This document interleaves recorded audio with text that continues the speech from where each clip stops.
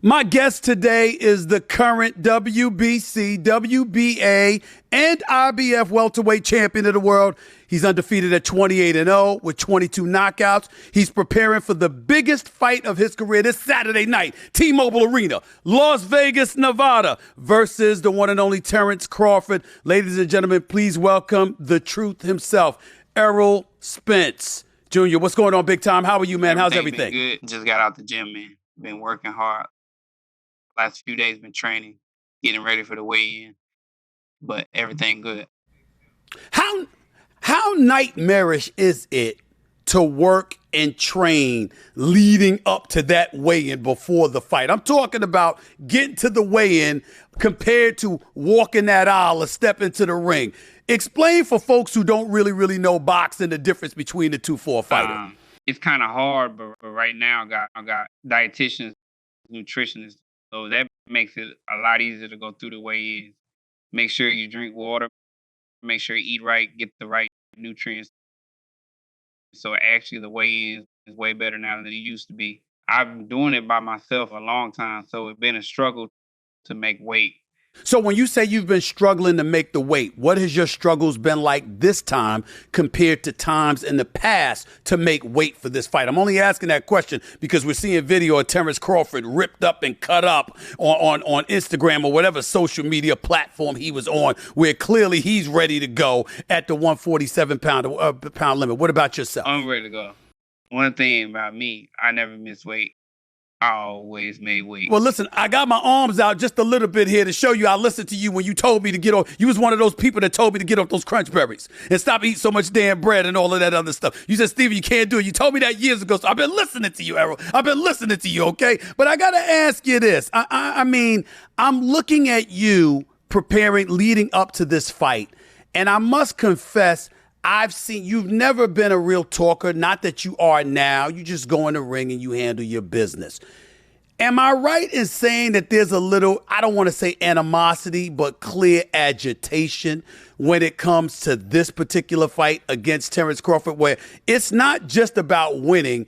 It appears that you have this aspiration to shut him up. He's never been a talker himself, but he appears to be one when it comes to you. Am I reading that correctly? Definitely. I think it's just competitiveness. He's rated as, some people have him rated as one of the best welterweights. I got 3 belts. He got 1 belt, and they still rate him higher in the pound for pound rankings, even though I fought the better competition. So it's certain things like that and just how long it took to get this fight made. But I just want to show everybody that I'm not just the best 147-pounder in the world. The best fighter in the world, period. Do you think when you look at this fight, when you and I talked months ago, you talked about how you felt this fight was going to be arguably the biggest welterweight fight in history. And I said, wait a minute now, we got Sugar Ray Leonard, Tommy the Hitman Hearns. We had Hearns versus Roberto Duran. I remember Wilfredo Benitez going up against Sugar Ray. We've seen a lot of great welterweight fights throughout history, and I'm saying this one is going to rank right up there with the best of them. Why do you feel that definitely. way? I feel like this is the modern day of those fights. The Sugar Ray Leonard, the Marvin Haglers, the Tommy Hearns, Roberto Duran, or King's era. You just look at his mentality and my mentality. We got the same mentality as the old school fighters. We don't back down. If I push him, he's going to push me harder. He can push me, I'm going to push back harder. So I think it's only a recipe for a great fight with just our mentalities and our abilities. Are you going to knock him out? If it comes, definitely go and try to. How did you prepare differently for this fight compared to other fights in your career? And what would the audience see differently from you than we've been seeing in your first 28 victories, if anything at all? I don't want to say too much, but I'm already super active. So I'm not going to say be more active, but a bit more precise and constant with my defense. And never just looking off doing something crazy like I did in the You Guys fight, where I had looked off and got hit with a shot because my mouthpiece was down. I was trying to pick it up. That's why you were laughing? Was that why you were laughing, because your mouthpiece fell out? Because I'm like, why is he laughing? I mean, you didn't seem hurt to me. You seemed like you were laughing, looking for something that fell out your mouth. What was that about? I thought because I had a partial in my mouth just due to my car crash. Okay. I had a partial. So right, these like 4 I had to put some in my mouth. Like every day, I put glue in it and stick it in my mouth. So, and for that Wow. day, usually I take it out, but that fight I put it in. Danny Garcia fight, I took it out, but this fight I stuck it in, and I thought when he Right. punched me and my mouthpiece came out, I thought my teeth came out with it. So I went off Wow. and I looked because I'm in shock. I'm like, man, I hope my teeth didn't come out. And then I'm feeling for it, man. That's when he hit me with the shot. And then I fall on the ropes. And then I lick my mouth. And then I see it still in. And that's why I smile. Because I'm like, okay, I'm good now. Because my teeth would have Right. So you thought you thought your tooth came out and we was gonna see a toothless Errol Spence Jr. That's what you were saying. That's what you're saying, right? So, yeah, so teeth. I thought my grade fell out. So man, I was gonna be mean everywhere. I was gonna be all over social media. So I was just trying to make sure that my teeth didn't fall out. And upon that, just when he hit me, and then when I fell on the ropes and I licked my mouth, it was still in. So that's why I smiled. I got you. It's the summer, but that doesn't mean you can just slack off. In fact, this is the time to get ahead if you're hiring. While others are kicking back and relaxing, you could be finding your next amazing teammate. So if you're hiring, lean on Indeed to build your team. There's no I in team, but there is an Indeed, and they'll build up that team fast. That's because they're the hiring platform where you can attract, interview, and hire all in one place with powerful tools to help you do it all. And summer moves fast, so Indeed does too. They get you one step closer to immediately hiring your new colleagues by matching you with quality candidates instantly. That's why more than 3 million businesses rely on the power of Indeed. Start hiring now with a $75 sponsored job credit to upgrade your job post at Indeed.com/SAS. Offer good for a limited time. Claim your $75 credit now at Indeed.com/SAS. Just go to Indeed.com/SAS and support the show by saying you heard about it on this podcast. Indeed.com/SAS. Terms and conditions apply. Need to hire? You need Indeed. As a fighter, as a champion, you know this better than a lot of people, but educate our audience from this perspective. Is it better to walk into a fight, particularly one of this magnitude, supremely confident, or absolutely desperate and petrified of losing so that fear could work to your advantage? Do you have any idea which is the better attitude to have? I really think, my motto is never too high, never too low. Even kill. That's my motto, just even kill. You can, because some people can be overconfident, and that's how a lot of people get knocked out, or that's how people get caught. So even if you're confident, you still gotta be cognizant, of your defense, because you got on 8-ounce gloves, and the other guy got on 8-ounce gloves too, and that's a grown man. That's not a little kid. So you can be confident, but you still have to make sure that she's still on point and that everything's right, because you can get caught with a shot that you don't see, or you just being too cocky. I've seen a lot where guys get knocked out because they being too cocky, and they don't think the dude can beat them, then they end up getting knocked out cold. So you can be confident, but you still got to be on point. Just like Floyd Mayweather, he's the most confident boxer probably there was, but he was still on point where his defense and offense and everything was on point, where he trained so hard. His motto was hard work for dedication. So he didn't come into the fight, half-stepping or thinking, oh, this dude not on my level. Even if he thought he wasn't on your level, he still was training hard. Last couple of questions for the champion, Errol Spence Jr. I'm thinking about it from this perspective. I'm watching this. I'm thinking about this fight. And if you were to win this fight, what do you believe it will do for your career? If you were to lose this fight, what do you believe it will do to your career?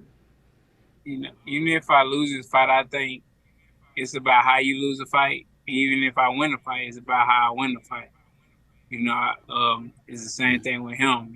I feel like, it's about how you win and how you lose. If you lose and go out on your shield and and give it your all, then, of course people you're going to have your hecklers and people say stuff crazy, but people going to respect you for it. And it's all about how you win. You can win and run around the ring and, not getting caught, and then people still laugh at you and complain. But, if fight a good fight and look good and look sharp and you win, you look great. And I think it'll definitely boost my, career if I win when I win this fight. And if I lose, just how you lose. But I don't see myself losing at all in this fight. Sean Porter, again, who you both beat, was recently on social media, and he called you a commander-in-chief. You go into the ring, and essentially you figure out how you're going to beat somebody, and you methodically go about the business of handling that. I'm paraphrasing. I'm not quoting him completely accurately, but that's basically what he was saying. He said Terrence Crawford is the kind of person that goes into the ring and says, this is what the hell I'm going to do. What you going to do about it? That's the difference between you two as fighters. And he didn't go on to talk. I don't recall him going on to say who he thought was going to win. I didn't see that part. But he was basically drawing a distinction between the two fighters. You're more of a commander-in-chief. You're methodical, and you wear people down. You figure them out, and you just basically dictate things. And in the case of Terrence Crawford, he's like, this is what the hell I'm going to do, and ain't a damn thing you're going to do about it. Do you feel that that makes Terrence Crawford, without question, your toughest opponent and a fighter you should be wary of more than any fighter you fought in your career? Yeah, I mean, definitely. I'm wary of him because I feel like, he's definitely my toughest opponent a day, and I'm his toughest opponent a day. And Sean Porter partially right in that aspect because I am a guy I have an idea what I want to do and what I'm going to do, but I really just don't know until like the first, second round and I get going. Then I'll be like, okay, I can do it this way, I can do it that way. And yeah, he partially right with that. Because Terrence, he'll do the same thing over and over in every fight. He do different, slip and catch you with different shots. But basically, it's gonna be the same thing where he's gonna outpoint you, and then gonna catch you sleeping and catch you, and then you're gonna be out on your feet or something like that. With me, I'm more of a break you down, see what you got, see what you're gonna do, and I react off the stuff you do. Last question. Are you out to win this fight, or are you out to show that you're absolutely the best, one of the best to have ever done it?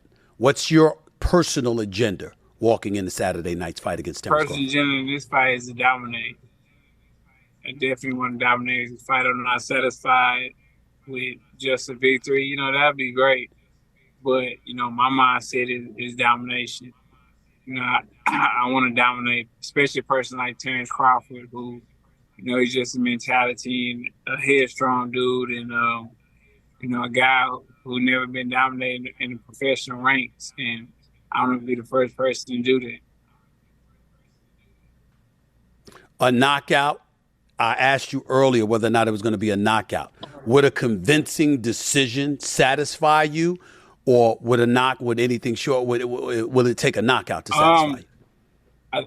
I convinced to win and just punishing him. I feel like somebody getting beat up is way worse than getting knocked out. Because if you get knocked out, that guy's he didn't take any punishment, especially if you get knocked out early.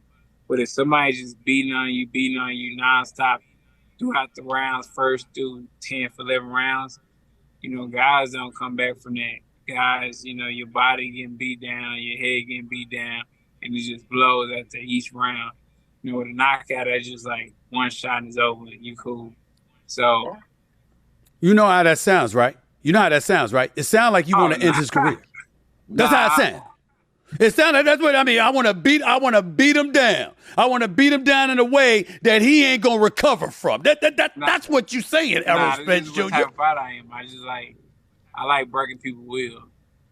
Like it's different. It's different when you break a grown man will, when it's just you and him in the ring. And you look over at his face in the corner, and you see that you breaking him down little by little, especially in a fight where the first, second, third round they come out tough, they come out doing their thing. Fourth, fifth, they're using their heart. Then later in the round, they start getting into a little bit of survival mode, and you see like the shots of running down on him. He's just breaking down. He might not even breaking down mentally. He's breaking down physically. So you want it to be so he don't even want a rematch. Like I'm one and done. I don't want to face this guy again. I mean, he definitely be a rematch if that's the biggest pay. Okay. All I know is this: if somebody beating my ass for 12 rounds, I don't want to see him twice. I mean, yeah, we different type of fighters. I mean, it's just like basketball. Somebody beats you in basketball. We see it like it's basketball and football. It's normal to us. Like I can spar somebody and be punishing this dude, though. Damn near like knock him out, and we'll be talking after sparring, laughing, and like it's cool. But people from the outside just see it as brutal. Like, man, he just tried to kill this dude. Like, why is he talking to him? Right. Errol Spence Jr., I appreciate your time, man. Good luck Saturday night. You know I'll be there. I promise you I'll be there. I'll be there. I'll be there for this fight. I can't wait. I've been waiting for this for years. It took too damn long, but thank God it's here right now, man. All the best to you, my brother. And I'll see you Saturday. I'll see you Saturday night.